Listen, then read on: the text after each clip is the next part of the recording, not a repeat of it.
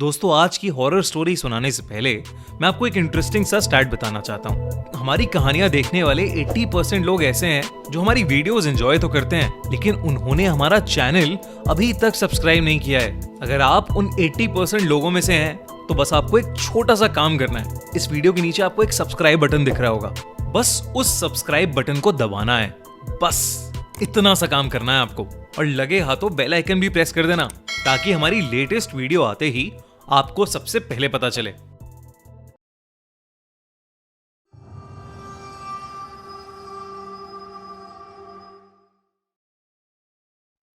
दिवाली का राक्षस।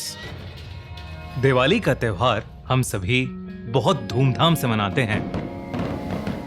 दिवाली के आने से हफ्तों पहले ही बाजारों में भीड़ और मानो हवा में एक अजीब सी खुशी हो जाती है। पर दिवाली की रात पूरे साल की सबसे बड़ी अमावस की रात भी होती है। ऐसा माना जाता है कि दिवाली की रात भूत और प्रेतों की शक्तियां बहुत बढ़ जाती हैं। हमारी आज की कहानी ऐसी ही एक अंधेरी काली दिवाली की रात के बारे में है। जतिन, ऋषि और ईशान बचपन से ही गहरे दोस्त थे। साथ में पले बड़े वो तीनों दोस्त एक दूसरे के जिगरी थे और हमेशा साथ ही घूमते थे। पर जब ऋषि और उसकी फैमिली ने इंडिया से बाहर सेटल होने का डिसाइड किया तो ये उन तीनों के लिए मानो आखिरी दिवाली थी जो वो साथ में मनाने वाले थे।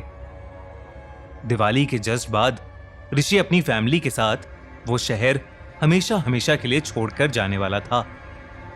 तीनों ही चाहते थे कि ये दिवाली उनके लिए यादगार रहे। दिवाली की पूजा के बाद जतिन, ऋषि और ईशान एक ही स्कूटी पर ट्रिपलिंग करते हुए घूमने निकल गए। उनको क्या पता था कि उनकी ये राइड उन्हें एक ऐसी जगह पहुंचा देगी जहां किसी भी इंसान को नहीं जाना चाहिए था।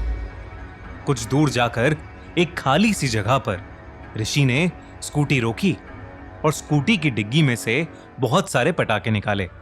उसी रोड पर थोड़ी ही दूरी पर एक पुराना सा मंदिर भी था, लेकिन उस मंदिर में सब कुछ खंडर हो चुका था।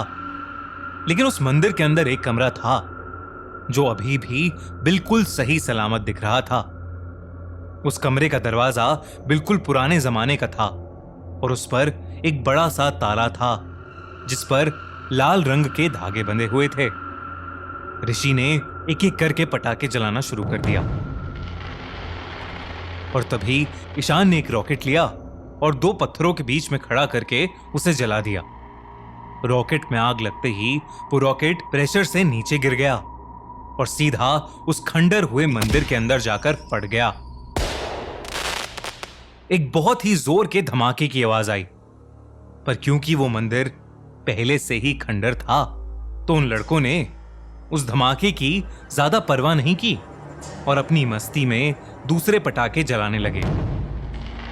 पर तभी कुछ ही पलों बाद वहां तेज हवा चलने लगी, इतनी तेज कि जिन कैंडल से वो पटाखे जला रहे थे वो भी बुझ गईं। वो हवा देखते ही देखते इतनी तेज हो गई कि जैसे कोई तूफान उन लड़कों की तरफ आ रहा हो। उनके लिए वहां खड़े रहना भी मुश्किल हो गया था। तभी अचानक से वो हवा रुक गई और वहां बिल्कुल सन्नाटा हो गया। ऋषि और जतिन ने एक दूसरे को देखा पर उन्हें ईशान कहीं नहीं दिख रहा था। उन्होंने उसे आवाज लगाई पर उन्हें वो कहीं मिल ही नहीं रहा था। तभी उन्हें ईशान के दर्द से कराहने की आवाज आई। वो आवाज उसी खंडर हुए मंदिर के अंदर से आ रही थी। ऋषि और जतिन दौड़कर वहां पहुंचे तो उस खंडर के पत्थरों के ऊपर ईशान लेटा हुआ था और उसके पेट पर बड़े बड़े नाखूनों के निशान थे। उसके पेट से बहुत खून बह रहा था। जतिन की नजर मंदिर के अंदर गई तो जो दरवाजा पहले बंद पड़ा था अब पूरी तरह से टूटा हुआ था।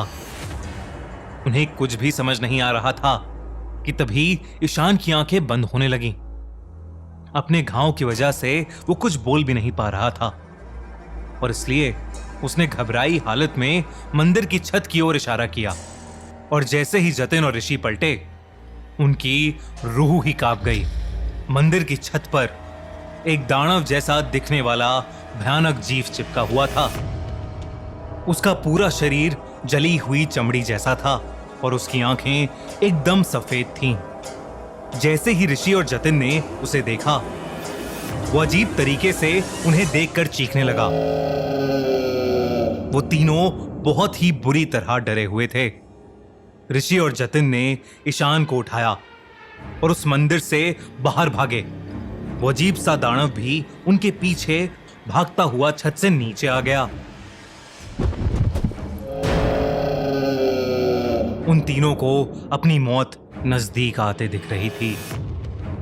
ईशान को उठाकर भागना बहुत मुश्किल हो गया था और बहुत ज्यादा खून बहने की वजह से ईशान अपने होश भी खोने लगा था। जैसे तैसे करके वो तीनों उसी रोड पर भागते गए।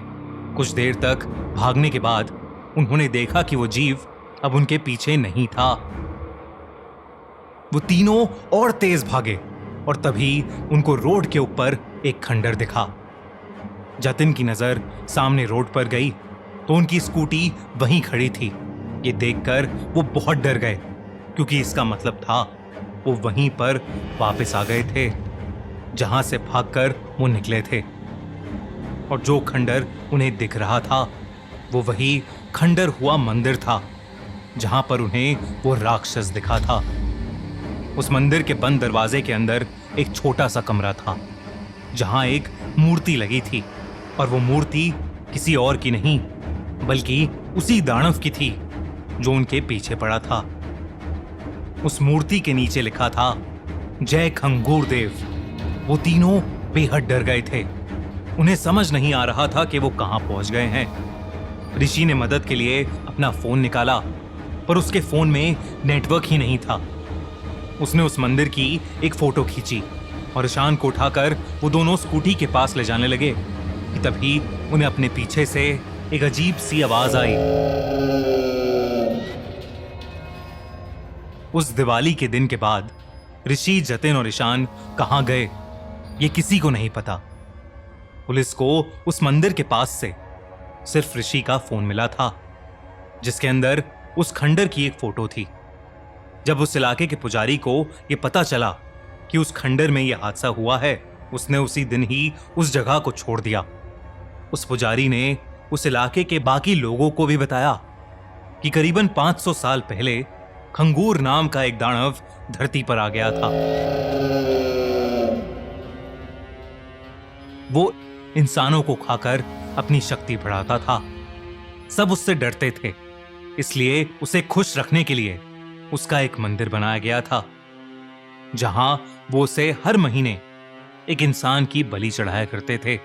कहा जाता है कि कई ऋषियों ने मिलकर खंगूर को उसी मंदिर में एक कमरे में कैद कर लिया था, पर अब दिवाली के उस पटाखे की वजह से वो दरवाजा खुल चुका था और खंगूर अब आजाद हो गया था। आज भी उस शहर से रात में इंसानों के गायब होने की खबर आती रहती है। ना तो उनकी कोई लाश मिलती है और ना ही कोई सबूत। पुराने रहने वाले सभी लोगों ने वो इलाका छोड़ दिया है, पर वो राक्षस खंगूर शायद आज भी वहीं उस इलाके में अपनी सालों की भूख मिटाता रहता है। अगर आपको ये वीडियो अच्छी लगी तो हमारा चैनल खूनी मंडे सब्सक्राइब करना बिल्कुल मत भूलना।